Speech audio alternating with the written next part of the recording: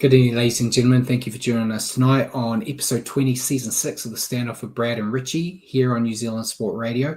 We're here live every Wednesday on Facebook and YouTube throughout the season. Richie is unable to join us tonight due to work duties. So, good evening, Paul. There are a few upsets and some exciting clashes, as well as the return of the NRLW, which helped fill the hole of having no Warriors game this week. How are you, and what did you think of the round that you didn't watch? Oh, I mean, it doesn't get any better, does it? It's more. We had dominating games. We had comeback. Well, I'm sorry, no, we didn't have any comeback games. So we didn't think about it. We did. We had one. Oh, comeback games. There we go. I mean, in a short 5-game round, what more could you ask for? more correct picks would have been good, but well, yeah. So that goes every week. Yeah. But yeah, while we're here live on Wednesday evenings at 8 p.m, you can also catch our show at your convenience on iHeartRadio or Spotify. Just remember to search for New Zealand Sport Radio. As always, we're going to cover everything that we need to know in the week that was rugby league, including our top stories of the week, a review of the round 18 matches. We'll then take a look at the ladder, the fantasy teams, and the tipping comp. We'll then answer some questions from you guys as well as questions we've prepared for each other. We'll then preview the Origin Decider and round 19 and make our picks. So remember to send us comments and questions throughout the show, and we may as well just jump straight into the news, Paul, and see if you can help. So the first one, there's not really a discussion point on it, but Cameron Munster, captain of the Queensland Origin side, left Origin camp during the week due to the passing of his father. So thoughts to him and his family. He will be playing tonight. They brought him back in, and I know a lot of the Queensland team have been talking about how they want to, play in honour of his father. So hopefully that helps and doesn't hinder them. I can't say I've been in the situation, but yeah, it's always tough. Yeah, I think it's going to be tough for the tough in particular, and also for the rest of the players as well. But yeah, I've not been in this kind of situation either, where you're expected to perform in front of ex people. But so yeah, let's just hope that people keep their emotions in check and it doesn't blow over too much. Yeah, it's always good to start the show on a bit of a downer. So we'll move on a bit. This one, I see Simon's here. He may not be happy with my opinion on it, but Ricky Stewart hit out at the media in his presser about the recent harassing of Kyle Flanagan, being quoted as, "I think it's a disgrace how you guys in the media are just absolutely bashing the kid publicly." And while I do agree in part, Ricky did a similar thing with Jermaine Salmon last year or the year before, where he hit out and personally attacked him, calling him a weak-gutted dog. So while I get it, I don't know if he's the one to be advocating. But it was, just to fill you in a bit, Raiders and Dragons played each other, Paul, and Dragons lost. And one of the media in the presser asked Shane Flanagan, the coach, also Kyle Flanagan's father, what did he think about the Raiders fans booing Flanagan when he was taking a goal kick? Wasn't really the right question to ask, because you're an away team at a home venue goal kicking. The team's fans generally boo you. So they weren't booing him due to the fact that he was Flanagan. They were booing him because he was the away team kicker. I mean, it's a dead easy one for the coach to answer, exactly as you said. Just yeah. So yeah. He is a weak-gutted dog. Well, he is, but I still, I don't think you can, on one hand, publicly abuse a player, and then on the other hand, criticize the media for critiquing a player. I can see the points. I think some of it's a bit over the top with Flanagan, but I even on this show said he's not a good player, and if his dad wasn't the coach, he wouldn't be playing. That's just the fact. But you're not allowed to say that, because the Dragons are targeting social media people that say that and trying to get them off the internet. So I don't want to do that to you, Paul. I don't want you to lose your rugby show because I say something about a player. So look, it's a matter of how you say it, right? At the end of the day, if you say you think, look, I don't think he's up for it, then you don't think he's up for it. Simple as that, mate. So as long as you're not sort of you're talking about his ability there, you're not really talking about the person. You're not taking personal shots at him per se. from that point Yeah. of view. And I think that's where some of it's towing the line the wrong way with the media over there at the moment, where they are leaning more into that personal side of things. But yeah, Yep. and Jack has said, go say it to his face. I've learned that. That's why I love Adam Pompey. Kyle Flanagan, I think I could take, so I might. But he's a dragon, so I don't really care. But I thought it was a good, interesting point that everyone was talking about over the weekend. Next one, though, Gus Gould's spoken out about buy-round points and has urged the NRL to stop awarding them, saying all you have to do is look at the number of games won. That's all you have to do. We don't need points for buys. While I agree, but if everyone's getting the same amount of points for a buy, if you give them points or don't give them points, it's the same result. So I don't really care one way or the other. Yeah, look, it does. I think it's strange you do give points, but yeah, as you say, you give them points at the beginning. Come on, Paul. Your sport gives points for teams that lose. Come on. Well, yes, but you've actually played, right? You've actually got out of bed. That is true. So yeah, if they said tomorrow that starting next year you don't get points for buys, it doesn't change anything for me. But yeah, it is the gift that keeps on giving because they all like to talk about it. But yeah, there's not much more. And Jack said, I don't see the difference whether you give buy points or not. It's the same at the end of the day. Yeah, and you could argue both ways, saying if it doesn't matter, why do we give them? But if it doesn't matter, why does it matter if we give them? You could argue both sides. I don't really have an opinion. I don't care. As long as the Warriors are in finals, that's all that matters for me. There was we're going into a bit of Tigers stuff now. Tigers were getting kicked from every angle during the week. Thankfully, we'll talk about it later, but thankfully they had a win to kind of keep everyone quiet for a little bit. But there are reports that Benji Marshall and Adam Dewey, one of his players, had altercation at training during the week. Benji spoke about it in the press conference afterwards and said they were complete lies and he would be happy to show the tape footage from training session. The media guy, Michael Chammas is his name, who broke that story, actually came out today and said that Benji's saying pork pies and what he reported was correct. Adam Dewey himself also came out and said that it was incorrect. So I don't know. It sounds like Benji was involved in a training session and maybe they got a bit rough in a tackle drill or something. But yeah, it seems like I just don't know. I feel like they're clutching at straws to try to make some negative stories about the Tigers at the moment. But Adam Dewey as well, continuing with him, he has left his player agent and joined Isaac Moses. And that has added fuel to the fire that Adam Dewey will be the next player to leave the Tigers because Isaac Moses players are all the ones jumping ship. Dream Buller is also on that train. He's with Isaac Moses, and apparently the way it works, because he was with a previous agent there, if he extended with the Tigers, apparently Moses doesn't get a cut or something, and apparently Moses is looking at other clubs to see if he could get him out.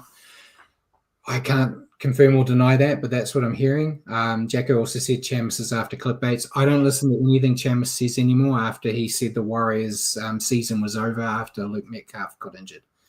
So, and Jacko said Isaac hates Benji. I have no idea why, but he does. I'm sure there was something to do with when he was a player. I have a lot of issues with Isaac Moses, but I still don't believe – I can't believe he's still allowed to be a player agent with all the stuff he's done in the past. But, yeah, we'll see. Benji also spoke about the media talking about how all the young players are leaving the Tigers and said that the ones leaving are the ones that don't want to be a Tiger.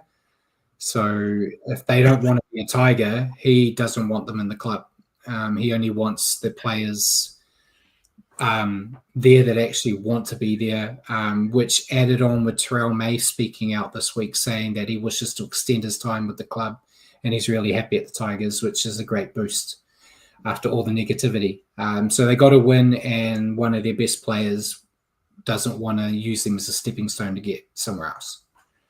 So yeah, look, at the end of the day, I mean, all this kind of like, I want people here who want to be here and all this kind of stuff, and they need to be. It's a professional sport, right? If they're going to get more money, they'll.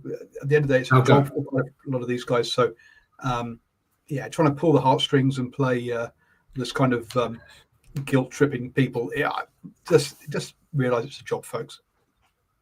Just don't say that about my Tigers, Paul.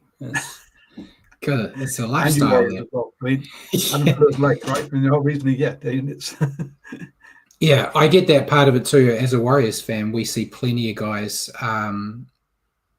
leave, and you just get used to it. Some of them leave and develop into great players, like Katoa with the Storm Raiders, and some of them disappear and you never see them again. But yeah, as long as you've got 17 on the field that are going to win, I don't really care. Jagger said all the Whainu lads have said they want to be there, but 360 got to talk about something. Yeah, the Whainu kids look like great prospects and they seem happy there. So as long as they keep some of those young guys, they'll be all right. Next bit of news, Josh Papali'i from the Raiders has stated that he is not ruled out signing with another NRL club for 2026. So this is his last year with the Raiders. We all are of the assumption he was going to Super League. But someone asked the question on if an NRL team knocked on his door, would he say no? And he said he'd be silly to say no.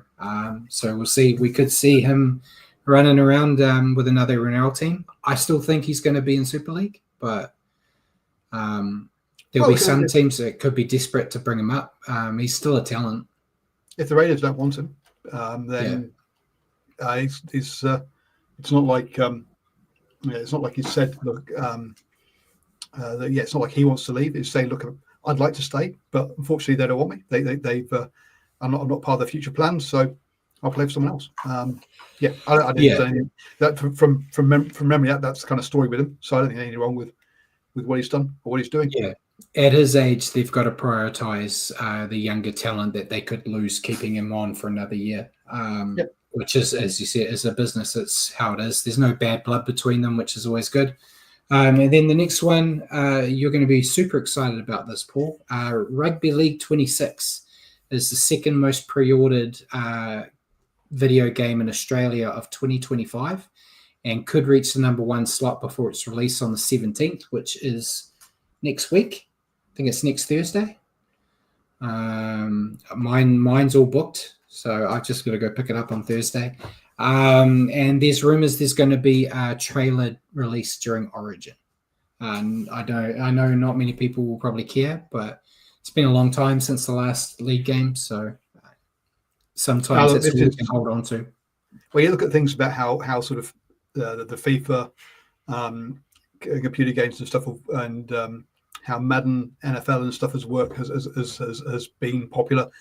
Look, to get a good game out that people want to play is massive for the sport, and will just increase people being interested. We don't know if it's going to be good yet, Paul. They're very hit and miss. The studio that makes them isn't known for making the best games, but for all the fans that want a FIFA or a Madden-like version, the fact of the matter is it's a very small sport in the global space, and they don't get the money that those sports get to create a video game. So you get a bargain. But if it's not big in Australia, it's not going to be big anywhere, is it? Let's be honest. Yeah. But I'm looking forward to it. I always have fun playing them, even as bad as they may be sometimes. Making the Warriors a dynasty is always fun. Especially after a bad loss, you can go on and right wrongs. So we'll see. And then once I've got it, we'll talk about it and see what it's actually like. And we may even kick off the I might have a spin-off show called the standoff plays. I don't want to play Richie because he kicks my ass every time we play them. So it's why when you got a prop trying to play as a halfback, it doesn't work as much as I pretend on here. But yeah, next bit of news. It kind of came out last night today. Des Hasler. Last night or today, I should say. Des Hasler's set to retire at the end of the season after reaching an agreement with the Titans that he'll no longer be their coach in 2026. I was trying to think about it. Paul, does that qualify as a firing? Well, Or not yet, no. then they're kind of letting him out of his contract early to die on his sword. There He's not were actually been fired yet. I mean, when he actually, I mean, if he suddenly takes them to the Premiership title, which, however unlikely that might be, he may get a stay of execution. Yeah, apparently there was a clause that they needed to make the top 8 to get that year in 2026. That's not going to happen. They're more likely to get the spoon. So it feels like you haven't hit the target. We're letting you go for that. But yeah, there were rumors. I was trying to substantiate the rumors today that he's actually walked out immediately, but that doesn't seem to be the case. There's been no press release from the Titans, so I don't know. As Jago said, Josh Hannay's likely replacement at the Titans. Yeah, it feels like it's such a tough job for anyone to want to take. No one seems to want to take it on because they're never going well. But they've got a lot of talented players there, so you just need someone with fresh ideas, I guess. So we'll see. We'll probably get news of that before the season's out, obviously, because whoever's going to take over, they'll want to have them nice and ready. So we'll see. We'll talk about it at another point. And the last one before we go into signings and everything is the PNG expansion. There's rumors that they want Adrian Lamb as the head coach, which makes a lot of sense. If he's willing to do it, it makes perfect sense. He's very well respected for there. He's been great in the Northern Hemisphere coach-wise. So, yeah, we'll just have to wait and see, but I think he'd be a great pick. And Jacko also said ownership's changed. Apparently, they're going to throw huge money. I did see that. I was going to write some notes down, but I was like, I don't want to throw too much at Paul. But, yeah, they got new owners that want to do a lot of investing into the club, and you kind of felt things were changing because they were talking to Big Tino, and he said he wants to hear from the Titans themselves what their plans are for the club and the direction they're going, which is, he's a big deal there. So the fact that he's already calling out that the organization needs to do something will probably help. But yeah, we'll see. You don't want to see many teams fail, but they haven't had a lot of luck, the old Titans. So yeah, hopefully something happens for them. If the new ownership has the right mindset, they could spark a bit of life. Kind of similar to what happened with the Warriors with the new owner. He may have rubbed a few people the wrong way, but they're moving in a much more positive path than where they were before he took over. So it's just like running a factory. Yeah. But look, I mean, the Titans, 29, 20, and 2010, they had 2 good seasons. But apart from that, they've been sort of mid to lower table ever since, really. Yeah, they've had a couple of years where they've managed to just sneak into the finals, but yeah, they've generally been down the bottom end, haven't they?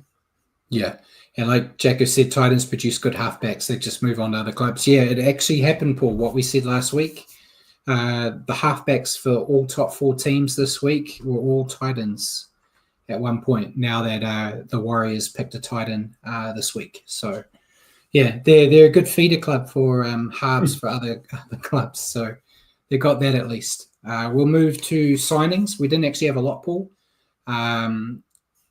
We've been anticipating news out of the Bulldogs about they brought Lachlan Galvin in and there would be players that had to disappear because of it. That's officially started to happen. So Toby Sexton, the Bulldog halfback that Galvin's going to replace, has signed a 2-year deal to join the Catalan Dragons in the Super League. A bit surprised. I assumed he would probably try to stick around in the NRL, but obviously didn't get any bites. And we'll see if he'll do the 2 years up there and then come back, like some have done. Not a lot have done, but a couple. He's still very young. I still think he's a talent, but there's a talent and then there's a halfback that can lead you to a premiership. There's that difference. I think he's in the lower of that category. And as Jacko said, Sexton's a bit young to go to retirement league. I think he's just going the 2 years. By then, you've got those expansion teams that come into play. It's kind of timed right where he can try to come back and get one of those potentially. And yeah, it just looks like no other NRL teams are interested right now. The only one I could think of would be the Titans. And I don't know if he'd want to go back there. So, yeah, kind of makes sense. 2 years away, come back for the expansion teams and see what happens, potentially. But Reed Marnie, also from the Bulldogs, he signed a deal to join the Cowboys on a 3-year deal starting in 2026. We spoke a couple of weeks ago. There were rumors that he was going to be pushed out of the Dogs, and then Phil Gould said that he was free to speak to teams to leave at the end of his contract. So like 2027, but they're obviously letting him out a little bit early. So not immediately, like some people said were going to happen, but 2026. I think it's a good move for the Cowboys. I think he's a talented player that could help them out. Bulldogs, I still think they're going to miss him, but they'll get less penalties because he's a bit of a niggly guy. So they might be looking at that. And it all depends. I still don't know how their team's going to look, what they're going to try to squeeze in, because they've got Galvin now. But well done to the Cowboys. Good to see them get someone after losing some big talent. So happy to see that. And then the last one I saw today, the Sharks have signed Newcastle Knight Riley Jones, effective immediately until the end of 2026. I don't know who he is. He's not very prominent. He's one of the young guys. I tried to do a little bit of research on him, but there wasn't a lot. But yeah, they picked him up. And also, we've already signed him, but Jai Gane from the Knights, the Warriors had signed him. He's currently out with a season-ending injury. He's apparently made the move over effective immediately to continue his rehab in New Zealand with the Warriors. So not going to be coming out on the field, but he's already over. So we talked about him ages ago. That popped up today. I was like, oh, that's interesting. And Jagger said the Dogs are mad letting Marnie go, but I guess they know what they're doing. I don't think they do know what they're doing. I think they saw a shiny toy and now they're just trying to figure out how to get that toy in the toy box. But yeah, we'll see. If they're a top 4 side next year, we'll say like that was a great idea. They haven't lost a step. If they start performing bad, that's when questions are going to be asked. Yeah, look, and on the other one about the injured player moving, look, it's good to see clubs standing by what they've done, even when players get injured and looking after them. So that's a good sign. It's the opposite. His teams let him leave. Like, we don't want you. But no, they didn't negatively say. They just let him out early to say, yeah, it makes sense. So yeah, that's good to see. And then we'll go to injuries. There weren't too many. There were a few niggles, but there were some big ones I thought we should mention. Brandon Smith from the Rabbits being the first. He's been out for a while with an ACL pull. In that time, he got effectively fired from the Roosters and got picked up by the Rabbits to go immediately. He was meant to finish out this year with the Roosters. They didn't want him, so they let him go early. Wayne Bennett brought him in for his first game, and hip drop tackle later. He's out for 6 to 8 weeks with an MCL injury. Wayne Bennett was quite angry about Matt Lodge's tackle, saying they didn't get a penalty. He's not been suspended, and it was a dirty tackle. Brandon Smith actually came out afterwards and said he's good mates with Lodge. It was a complete accident, and to, don't harass him online. These things happen. But yeah, just it's terrible for Brandon Smith after all that time away to be basically gone again. But yeah, and that's effectively the end of the season, isn't it, really? Pretty much where the Rabbits are on the ladder.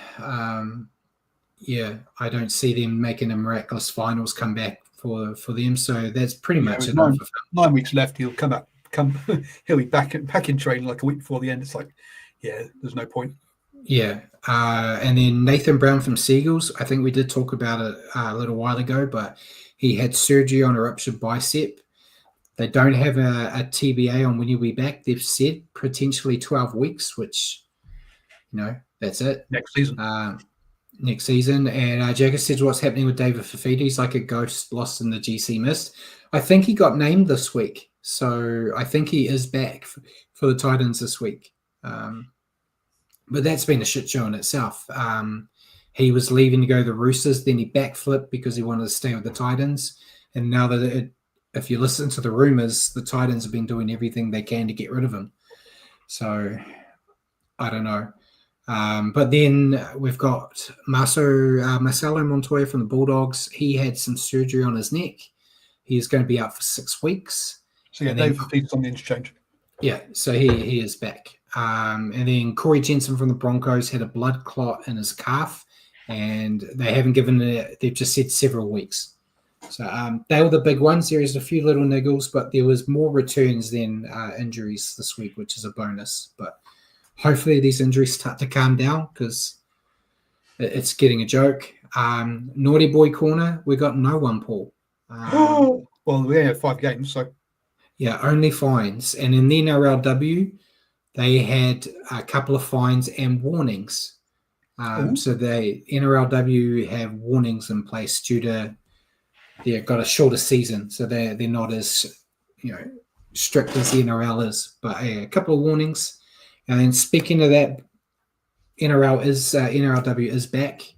We don't do the full review, obviously, because then this will be like a 4-hour show. But I'll run down the scores and just give a brief thoughts on the Warriors game. So the Eels defeated the Sharks, the Bulldogs defeated the Knights, Broncos defeated the Tigers. I should say the scores. Sorry, that doesn't help. I'll run down. The Sharks lost a narrow one at home to the Eels, 16-18. The Bulldogs got a comfortable win at home, 26-12 over the Knights. The Broncos thrashed the Tigers 28-4. The Raiders had a tough icing at home, losing 14-36 to the Dragons. So good win for the Dragons there. Cowboys good defense against the Titans at home, winning that one 20-6. And then the Roosters giving the Warriors a very warm welcome back to the NRL with a 30-6 win there. And the Warriors got on the scoreboard in the first half, so it was 18-6 at half time, and then a shutout in that second half. A couple of players who stood out. Tiani Navididi topped the fantasy points with 72. There, Isabel Kelly 299 run meters, putting in some work there. But Tiana Navidi with the 3 line breaks looks like she was a bit of a game changer in that one. Yeah, and Jacko's made a point I was about to make where he said the Wahinis with new players and no warm-up games were set up to play the champion side, many of who had just played Origin. Yeah, so the Warriors girls team, a lot of them aren't professionals. They, after work, they go and do training and everything. They had no trials before the season started. They apparently had a little skirmish against the Harold Matts boys team at the Warriors. And then, you're going up against the current champs with representative players. So it was always going to be a tough ask. I thought for their first hit out, especially with a lot of girls in there that haven't played league before, I think they did well enough. They showed there's some talent there. It's going to be a hard season when they're all learning. I was screaming at the TV pool that they didn't give Michelle Brake the ball enough. Because she, we've seen what she can do, and there was a lot of opportunities I felt because whenever she got the ball in her hand, she did look dangerous. But these things will grow. Michaela Brake, you mean? Michaela, sorry, yeah. But and she's still learning a lot. She unfortunately made a mistake where they kicked to her corner when she was defending, and instead of catching the ball, she tapped it back like you do when you're on attack, but not what you do when you're on defense. And then the Roosters managed to get the ball and score not long after. She never did that again after that, though. But it's all, you expect the teething pains. And yeah, it is. And like Jacob said, the girls showed heart and talent. It's just going to take time. They've got a good coach. There's some good talent. I wasn't sitting there abusing my Michaela Brake, you might recognise the name, Michaela Blyde. The ex Blackburn Sevens player there on the wing. But the two girls that seems to stand out from a stats point of view, Taisha Ikinaseo in the centres there seemed to get through 18 runs for 168 meters. Plus, she also put in 21 tackles. So she got through a lot of work both on offense and defense. And then in the halves, 5/8, Patricia Maliapeo topped with 52 fantasy points. I think she was actually running the show. Second highest with 122 meters running with the ball. Yeah, she was also a sevens player, I believe. I think they were saying she was a union player. I think she'd played some lower grade league in her past, but apparently, yeah, she was a New Zealand representative. You might know that better than me. I'm just going off what the Australian commentators were saying. So she's played a bit for the Blue. She's 10 appearances for the Black Ferns for the Blue in 15. So, but yeah, she looked good too. So yeah, I'm still looking forward to seeing how they go. It's a triple header this week at Mount Smart. They've got the New South Wales Cup, the NRLW, and the NRL team all playing. I don't know if I'm going to get there for the first game because it's like 11 o'clock. But the girls are playing, I think, at 1:30. So I'm going to go early and watch the girls and then the NRL team. So it'd be good to support them, and hopefully they get a decent turnout to support them too. But we may as well move on to the actual round, Paul. Only a couple of games. It won't take us too long. Hope you've been practicing your pronunciations of the try scorers, but we'll see how we go. Yeah, we might struggle with those. So the Bulldogs up against the Broncos. The Bulldogs made a good start with tries from Montoya, Burton, and Kikau to take a 16-0 half-time lead. Unfortunately, they decided not to turn up in the second half as Karapani, Hoyeta, Walters, and Pigakura scored 4 tries for the Broncos to win this one 18-22. The Bulldogs could only manage a Matt Burton penalty goal in the second half there. So a big comeback win for the Broncos, obviously in 5th place in the table, up against one of the top 4. So a massive win for the Broncos, really. Yeah, and it was a horror start for the Broncos. They were struggling to complete sets and gave the Bulldogs extra chances with some poor discipline, which saw them fall quickly behind in that first half, but they steadied the ship. They still struggled to get points for a stage, and then things just magically clicked with 20 minutes to go. Their attack started just tearing the Bulldogs apart, and if they can play for 80 minutes like they did in that final 20, they're going to be a tough team come finals time. There's just a lot of talent there when everything's working. It's just, I suppose, the polar opposites. When they're a little bit off, they're completely inept and get put away, and then when they're on, no one can stop them, which makes them very dangerous. I guess you just got to hope when you're playing them, you get them on the right day. For the Bulldogs, they were missing key players. For the Broncos, with 6 line breaks.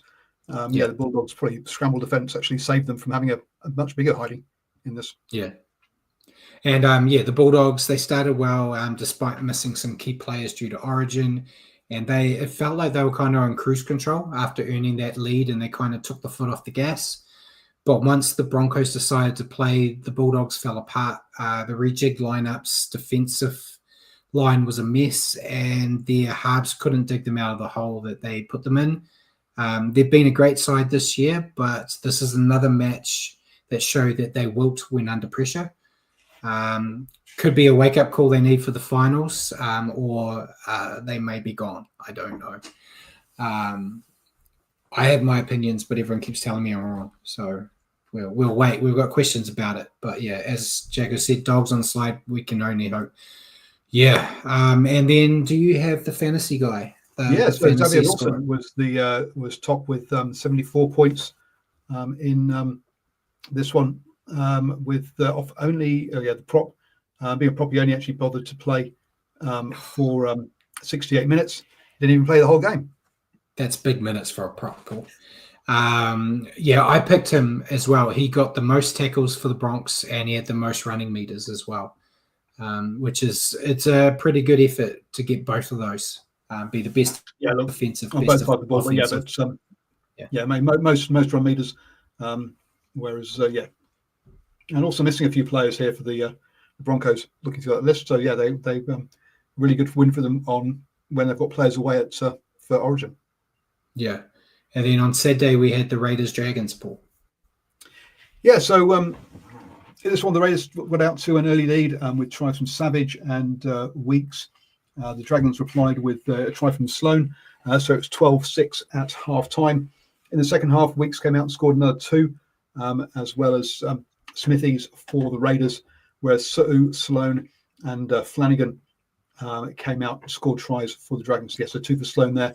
But also David Kelby when he got himself in the bin, which didn't help at the end there. But it wasn't enough, and the Raiders held on to win 28-24. Yeah, Raiders were slow and steady here. They were building nicely, I thought, in the first half, and just started the second half with a bang. Couldn't go up a gear, though, and the Dragons started to fight back.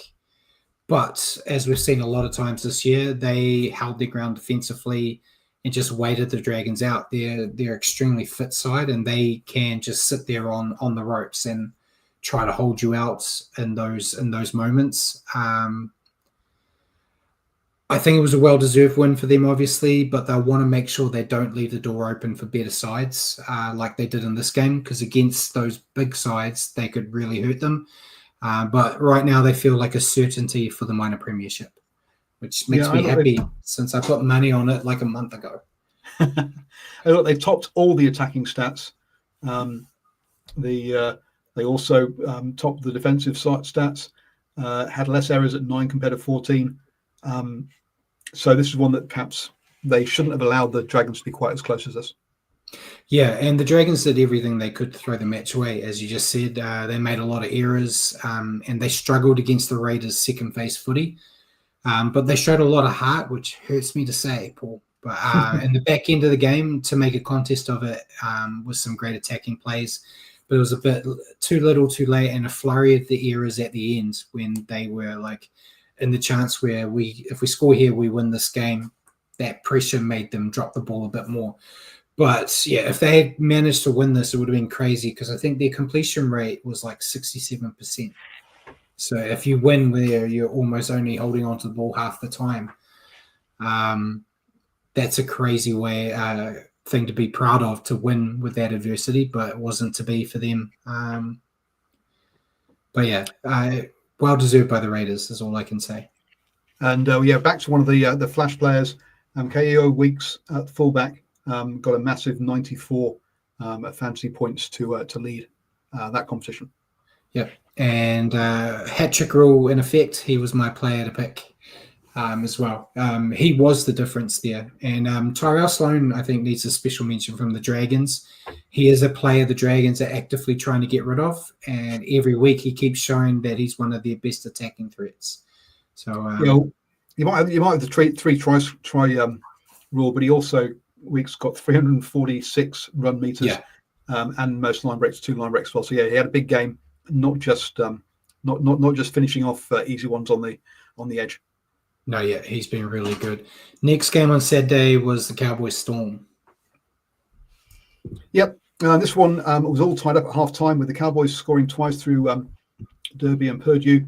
The Storm getting tries from Katoa to take the lead, but then Safar Solomona. Thank you. To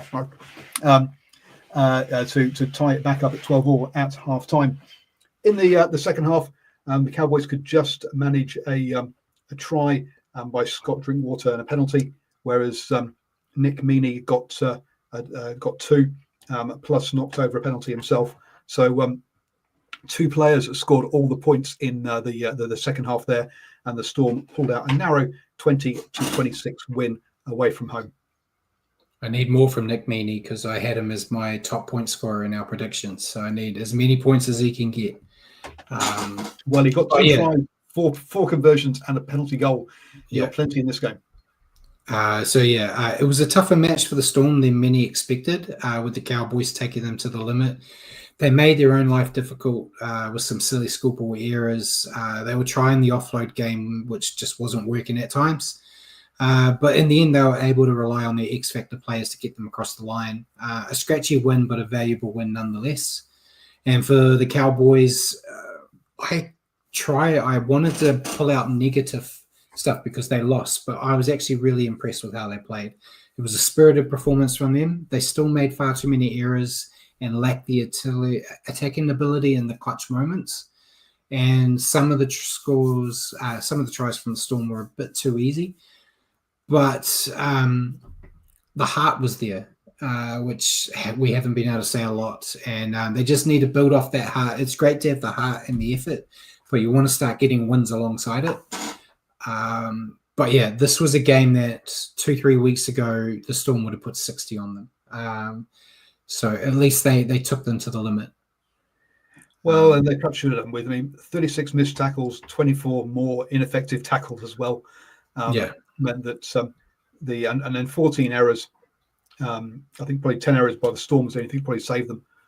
We talk about the Storm offloading with 12, but the Cowboys played that same game with 11. So the Cowboys, I think the Cowboys going this one played with little nothing to lose really, and quite too. Yeah, and I went with Nick Meaney as my player of the day, but who was top point scorer? Yeah, funny that 85 points. So very good response from Nick Meaney in this one. He also got the most line breaks as well as the most run meters. So it wasn't just with the boot finishing things off. So yeah, and doing that all from where does he play? I can't find him. He was playing fullback. Fullback. Okay. He was playing fullback. He was playing fullback this week because Ryan Pappenhausen was a late scratching from the game. So yes, because they've got him down here as number 4, but he was playing fullback. So so it was a bit of So actually to do all that and after a late change is pretty good. Yeah, and then we get to the final 2 games on Sunday, starting with the Roosters and Tigers. So in that in the first half, the Tigers got off a good start with tries from Stain, Latu Finau, Sione Finau, as well as the brothers getting in there. The Roosters, though, late tries from Danielle Tupu and Mark Nyangani Tuasi meant pull things back to be 10-20 at half time. In the second half, the Tigers could only add one more try from Samuela Finau, so 3 tries from the 3 brothers there in that one.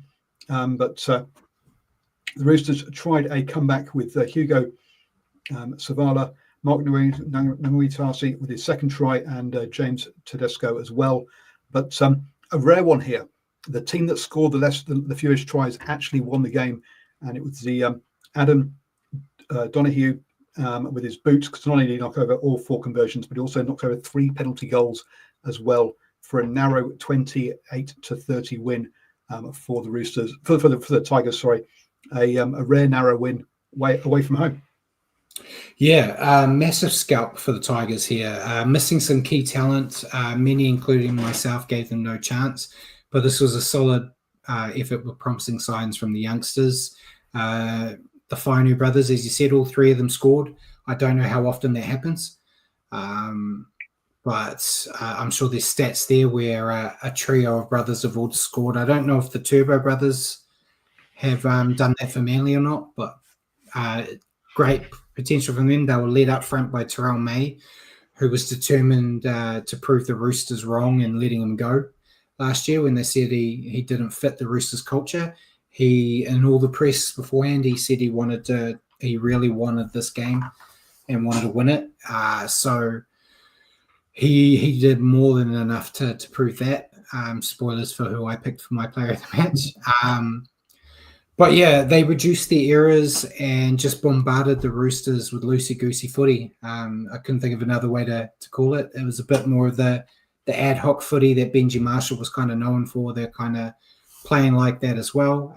It almost they left the door open for the Roosters in the second half, and it did almost cost them, but they hung on for a great win, which the club needed after a week of media spotlights in the negative faction.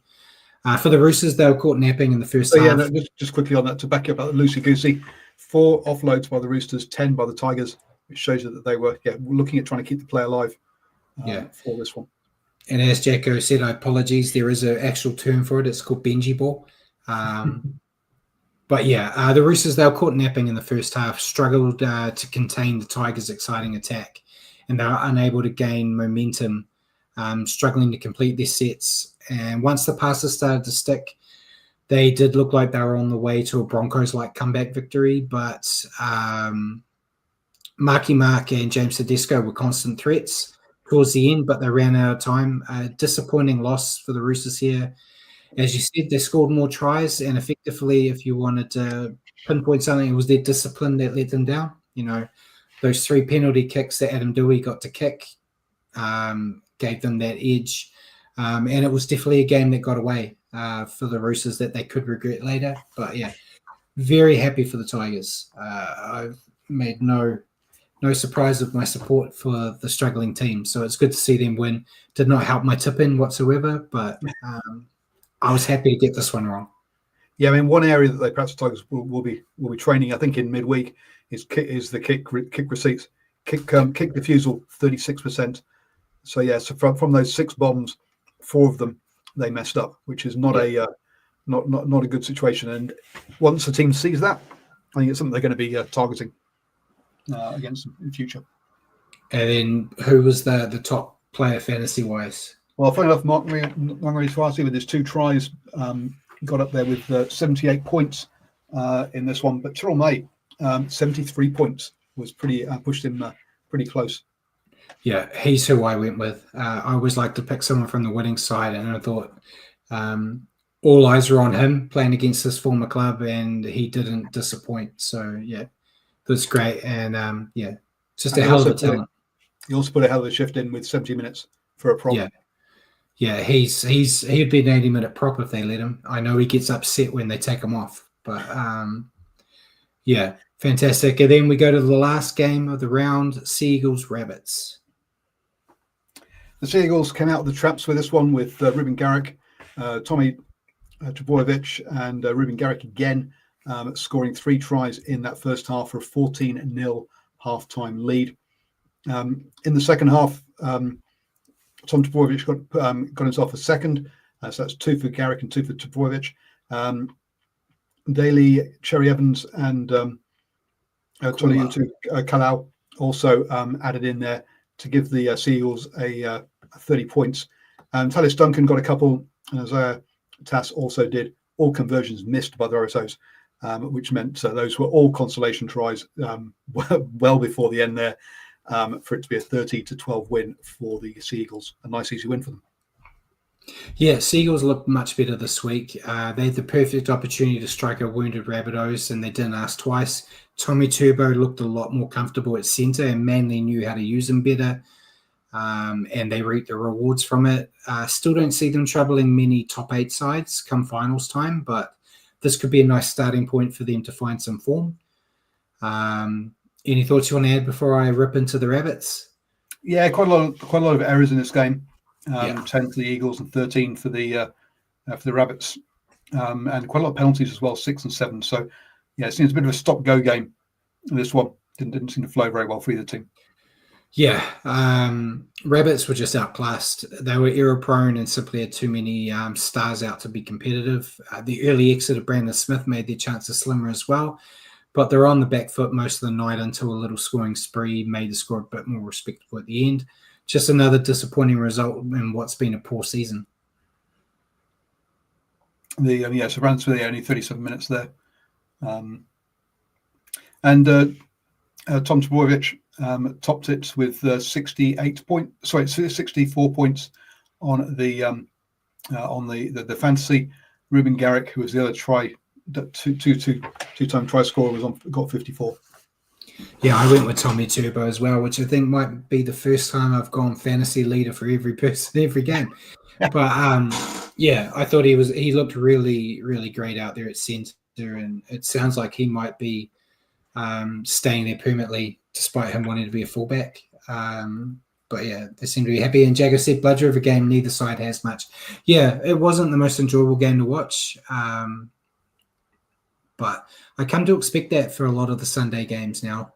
The last game of the round is never usually that great. But That was the round. If you want to bring up the ladder, Paul. So I think Richie had top 8 last week, so I'm going to take it, and you can talk about the crap teams.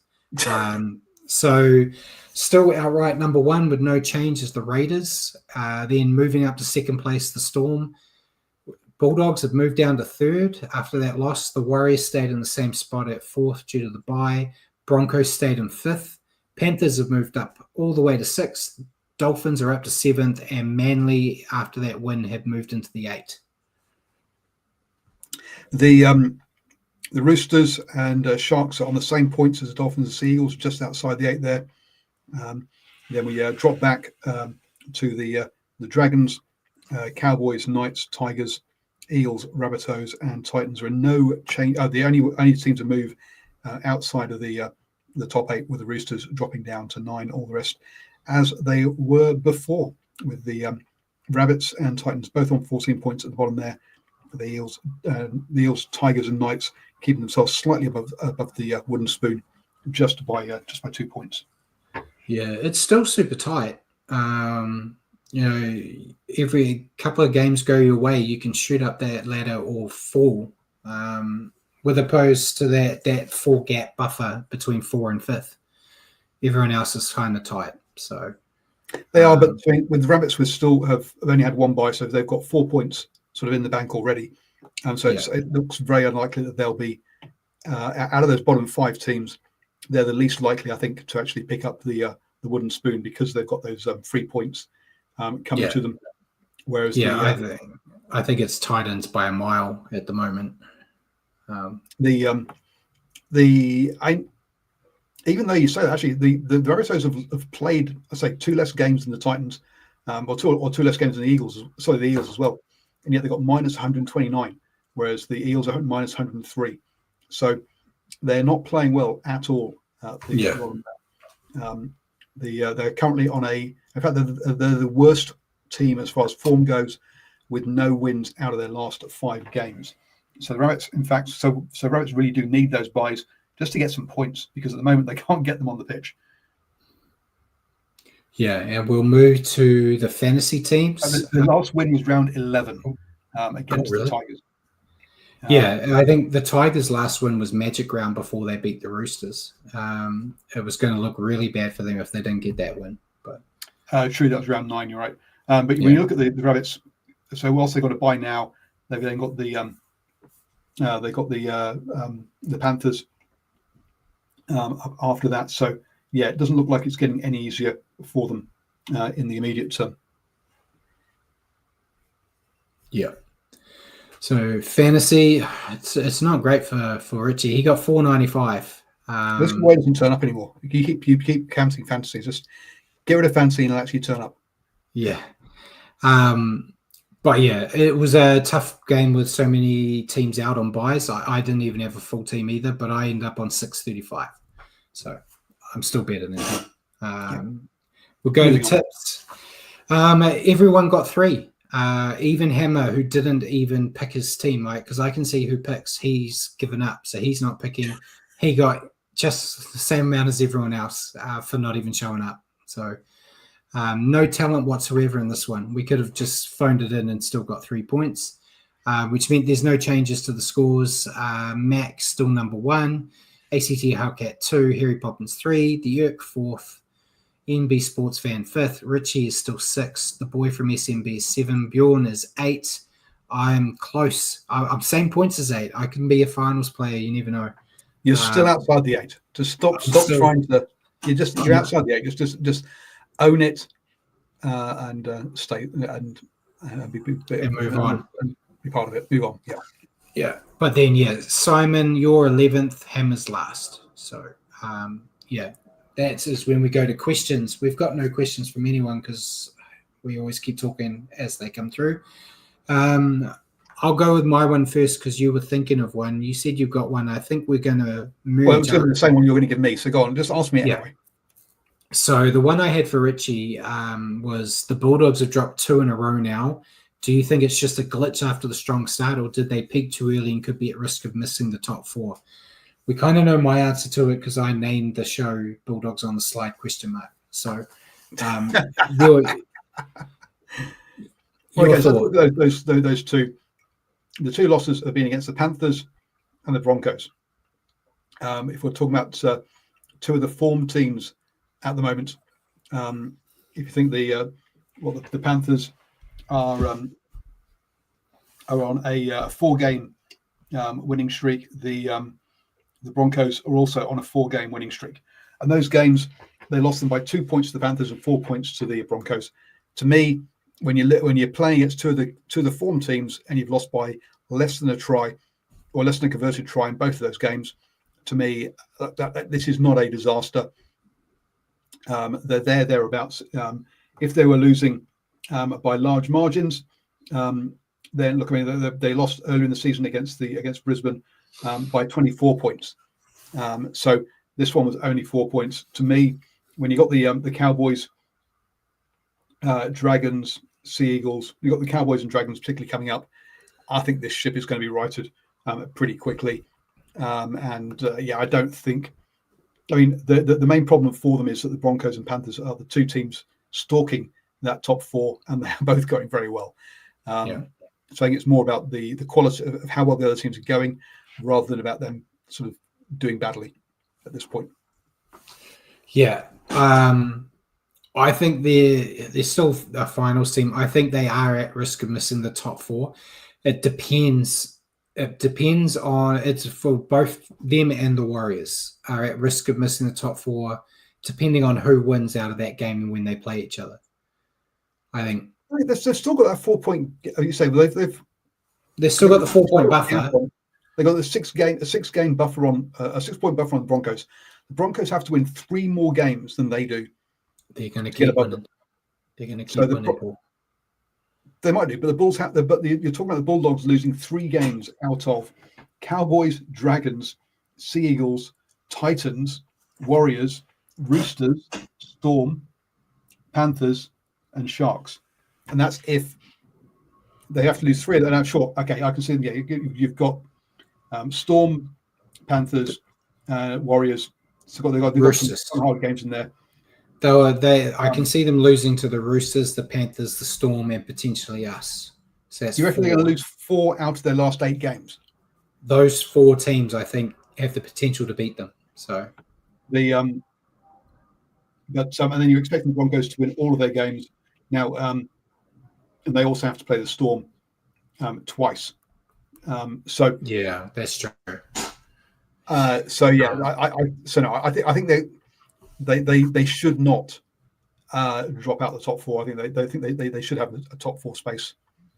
As you say, the Warriors with that 1 less game, so it's 2 games, a 2-game difference with the Broncos. It's a little bit tighter there. Looking at the Warriors, we've got Tigers, Knights, Titans, Dolphins. The Dolphins have been on a slide, and as someone said, with them missing Cody Nikorima, they're not quite the side they were. Cowboys, Dragons, Titans again, Eels, Sea Eagles. So the Warriors, again, it's they could win all of those. There's nothing there that really is particularly scary. Yeah. But to have that, but the thing for the Warriors is they've only managed to put 5 games together. They've never been able to put together 8 games on the bounce. That is just that level of consistency is a bit of an ask rather than who they're playing. It's all going to be okay because of who we named at number 7, which we'll talk about after the questions. But anything else, or did that kind of cover your question as well? That really covered my question as well. Okay, why do you think they're going to drop out? Bulldogs. I think the Bulldogs are rubbish. I think I've explained you statistically why they're not going to. I'm not an advocate for them actually being a contender. Every time I've been saying it all year that we haven't seen them be tested, and every time we have a proper moment to test them, they've lost. So their big test at the beginning of the year was Broncos, and then these past 2 games were big tests to show that they're top, and they lose. They're losing close, but you can lose by 1 point in a grand final, you still lose it. But it's not about yes, they were top of the table. They have slipped out of that, to be fair. So it looks like I still think they're a top 4 team, but not a top table team. I think it's still in their favour to be finished top 4. Like it has to be a complete capitulation for it to happen. But yeah, I'm more confident in the Warriors staying there than them. Just I think the Lachlan Galvin situation, I think, is going to affect them in a way they didn't want. But yeah, and Jacko did say he did. The Dogs did do a job on the Raiders coming through from behind. That is true. That was a test that they passed. I'm just being a hater, Paul. But yeah, in theory, with the leads they got in that gap, the top 4 should be the top 4 come finals time. What we've got now, they shouldn't. It will take a massive capitulation for either the Warriors, the Dogs, to fall out. I think the Raiders' draw is too good for them to even drop out of first now.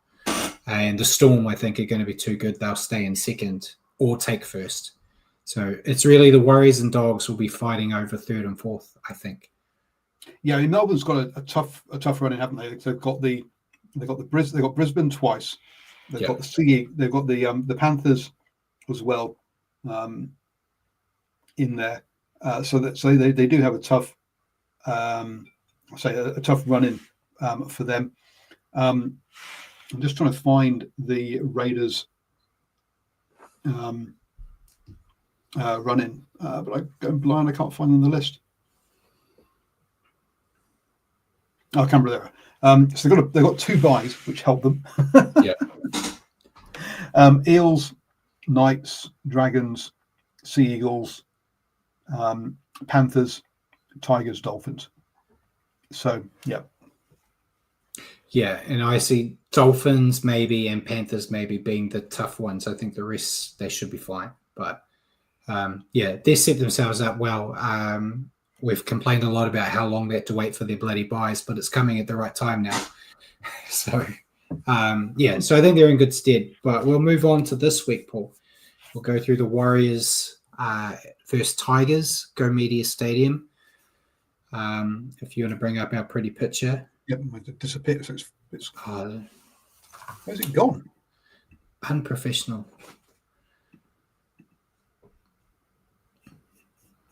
You lost it. This browser can't access your screen. See, so is Google having the same problems for you it did for me before we went live?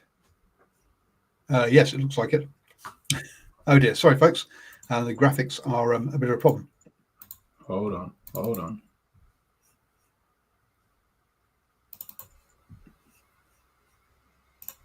This is great television. It makes it even better audio. Brad's done it. Brad did it. I had a picture. I'm not as good as Paul though when he does it. So do you want to run off the Warriors team if you can see it properly? So Tane Tupiki at fullback. On the wings, Dylan Wesley Zelniak in a rare start, and Roger Tuvascek on the other side. In the centres, Rocco Berry and Adam Pompey, meaning that this is probably as close to a full strength backline we've had all season nearly. Back 5 without chance, yeah. It's pretty much what they would have wanted their back 5 to be. Yeah, I mean, only having one player missing, which is pretty rare, as normally there's been 2 or 3. In the halves then, Tanner Boyd partners Chanel Harris DeVita. We've got James Fisher-Harris captaining with Wayne Egan and Jackson Ford in the front row. Leka Halasami and Marata Niokora. Marin Niokora in the engine room, and then Aaron Clark at what I would call number 8. On the interchange, Timur Martin, Jacob Leman, Dimitri Vaimanga, thank you, and Tanner Stowers Smith. Yeah, so I'm pretty happy with the side. Admittedly, Chance is gone and Luke Metcalf's gone, which is devastating. But Tane Tuapiki has been really great. The opportunities had. Admittedly, he's been playing on the wing for us, but he is a fullback. And Tanner Boyd is, I think I've said it on here before, Tanner Boyd is the best number 7 the Warriors have. He doesn't have the highest ceiling that Luke Metcalf has, so that's why Luke got it. But Tanner Boyd's a great talent. He can get in there. He's been doing really well in New South Wales Cup. So the season's not over, like the Australian media have said with Luke out. I think Tanner Boyd can do a great job there. He is better in some aspects of the game than Luke is, and he is worse in some of the aspects that Luke's better at. So Luke is a better runner of the, running around. Tanner's a better kicker. So we'll see. They're different. And yeah, Jacko said Boyd's no worries. He's playing his best footy ever. I went to that training session, like I said, Paul. Took no pictures because I didn't really have the greatest vantage point. But Tanner Boyd there, he looked really good out there. It is an unopposed training session, so you can look like a superstar. But he looked switched on. He was directing the team around well. So yeah, I'm confident. I'm confident in him doing okay. It's not like the old days when Sean Johnson got injured and the whole team fell apart, or at least in theory, that's what I don't think it's going to be. So I'm hopeful. For the Tigers, though, we've got Taruva at fullback. He looked great at fullback last week. Charlie Staines and Jarrell Skelton on the wings. Adam Dewey and Stafford Toa in the centres. Latu Fainu and Jerome Luai in the halves. We'll see how Jerome goes in Origin tonight. See if he gets injured. He won't be playing, obviously. Front row is Terrell May, Api Coruscant, and Fanua Paul. Sam Fainu and Tony Saka in second row, and Alex Twal at lock. Then we've got Tristan Hope, Alex Seyfarth, Sione Fainu, and Jack Bird on the interchange. It's a really good Tiger side too. Yeah, should be a great match. I know the Tigers haven't been going well. They look great against the Roosters. When we clashed with them, I think it was round 6. It took a miracle try from Leka Halasima to get us that win. So I'm expecting them to come to the party, but I'm still picking the Warriors to win. I can't say the Warriors are going to stay in the top 4 if they're going to lose to the Tigers at home. So I think it'll be great, a great clash. But yeah, I think the Warriors will get the job done. Really looking forward to watching Terrell May live, as a big fan of him. So I'm looking forward to that, as long as he doesn't hurt our team too much. Yeah, look, the Warriors, $1.42 for a good reason. The Tigers at $2.90. Yeah, this is one that the Warriors should be winning as a top 4 team. Yeah, and also forgot to mention on the Warriors team, Kurt Capewell's named on the extended bench, so he potentially could come in depending on how Origin goes. But yeah, we'll wait and see. We'll go to the rest. For a game like this, asking a player to back up after a midweek game, I think is actually a bad move. You're just asking for an injury. If it's a higher up game, you might think about it. But against the Tigers, against a bottom 5 team, you shouldn't be asking players to back up. It's miles away. They're playing tonight, and then we don't play till Sunday afternoon, Paul. It's basically next week. You should not be asking players to back up the weekend after. But see, you just don't get league, Paul. It's fine. Injuries just come and go. We'll see. We'll see what happens. I think he'll to get injured in the running. That's what I'm saying. I think he'll play, but we'll go to the rest of the round as always, because it's Origin in like an hour. The NRL don't care about their own competition, so they don't give us a pretty picture. So you're stuck with mine again. So Friday we've got the Sharks and Dolphins. I've gone with Dolphins. Oh. I know they're not the favourites, but I've gone with them. Yeah, I mean, Dolphins in 7th and the Sharks down in 10th. And the Sharks are $1.62 at home, Dolphins $2.35 away. I'm with the Dolphins. Look, their away record is 4-4. The Sharks are 5-2. Look, they're good at home, admittedly. But this has got to come down to injuries and players missing because of Origin. I can't see any other reason why the Sharks would be this heavy favourites against Dolphins. It doesn't seem to make sense to me looking at the stats. Yeah, and Jacko said it'll be a good game because the Sharkies need a win badly. They desperately need this win, so it should be a cracker. But yeah, I think Dolphins get it. Then we've got a triple header on Saturday, starting with the Knights versus Storm. I've gone with Storm. Really? Yeah. So funny enough, the Storm are the shortest odds of the weekend at $1.26. The Knights at $3.90. Look, as we talked about previously, the Knights can't score points. If you can't score points, you can't win games. And the Storm are second for a reason. So yeah, easy call. Yep. Then the next game is Dragons Roosters. I've gone Roosters. Well, you would do that because you don't like the Dragons. Yeah. But Roosters sat in ninth. The Dragons are 2 places below them in 11th. The Dragons are at home, so I'm surprised that they're $2.50 and the Sydney Roosters are $1.53. To me, that's quite a big gap for for sides that are so close on the table, and especially as the side above them are the team that are that are away from home. The Roosters haven't played much recently because they had 2 byes in the last 5 games. The Dragons admittedly are on a bad run of form, 1 win, 3 losses, but to me, the odds should be closer than that. But obviously, the Roosters are favourites. Yeah, and then the last game on Saturday is Cowboys Bulldogs. I've gone with Bulldogs. Yeah, obviously. Cowboys $2.80, the Bulldogs $1.44.